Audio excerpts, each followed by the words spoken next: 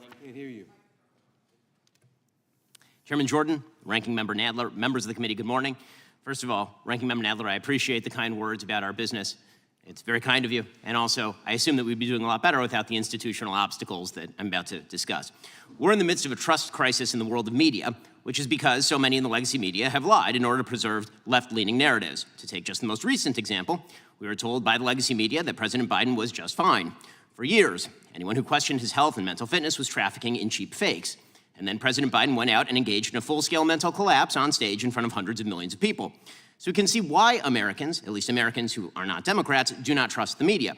The question isn't really why the legacy media have lost Americans' trust. We know that answer. The question is why, despite that loss of trust, the legacy media continue to gain share in the advertising market. And the answer is simple. There is, in fact, an informal pressure system created by Democratic legislators, this White House, legacy media, advertisers, and pseudo-objective brand safety organizations. That system guarantees that advertising dollars flow only to left-wing media brands. Ben Shapiro just exposed in Congress how legacy media, big tech, and government officials work together to silence dissent. Explain how this works.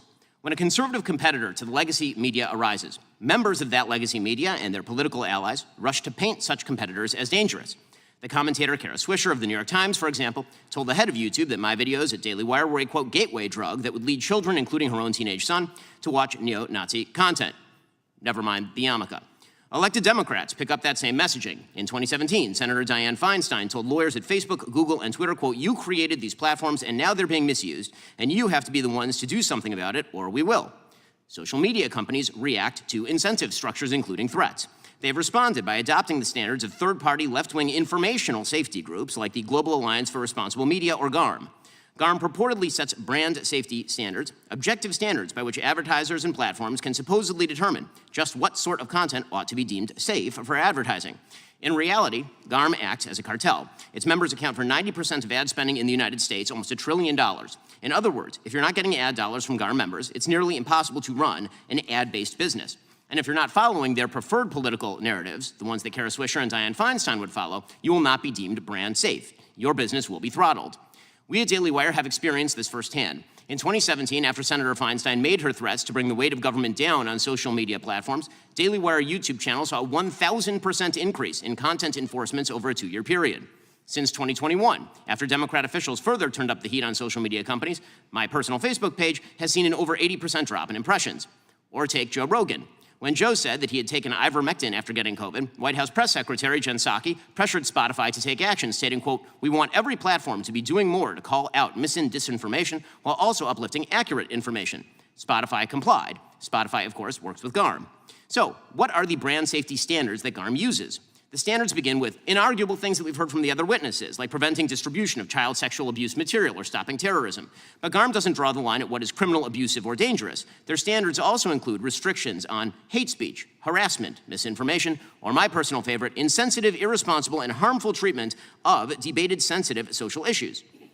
Those criteria are highly subjective in theory, and they are purely partisan in practice. For example, last year, Daily Wire host Matt Walsh was fully demonetized on YouTube, a GARM member.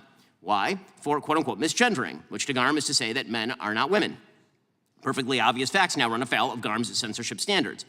Companies targeted by GARM, like the Daily Wire, Breitbart, Fox News, and so many others, reach hundreds of millions of people with opinions and beliefs long established as within the mainstream of American conservative thought.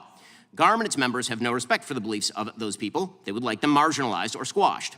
It's time to stand up for the First Amendment in this Congress. Congress can do so in 2 ways. First, Congress must investigate the informal and perhaps formal arrangements between censorship cartels like GARM and executive branch agencies. The Daily Wire has already filed a federal lawsuit against the State Department for allegedly doing just this. Second, Congress can itself stop engaging in violation of free speech principles. 2 weeks ago, writing in dissent in Murphy versus Missouri, Justice Alito condemned what he called sophisticated and coercive government campaigns against free speech. Members of this committee have engaged in precisely such campaigns. When Congressman Schiff speaks about targeting social media companies that must be, quote, pulled and dragged into this era of corporate responsibility because they are too tolerant of misinformation, he knows what he is doing. He is participating in a sophisticated, coercive campaign against free speech.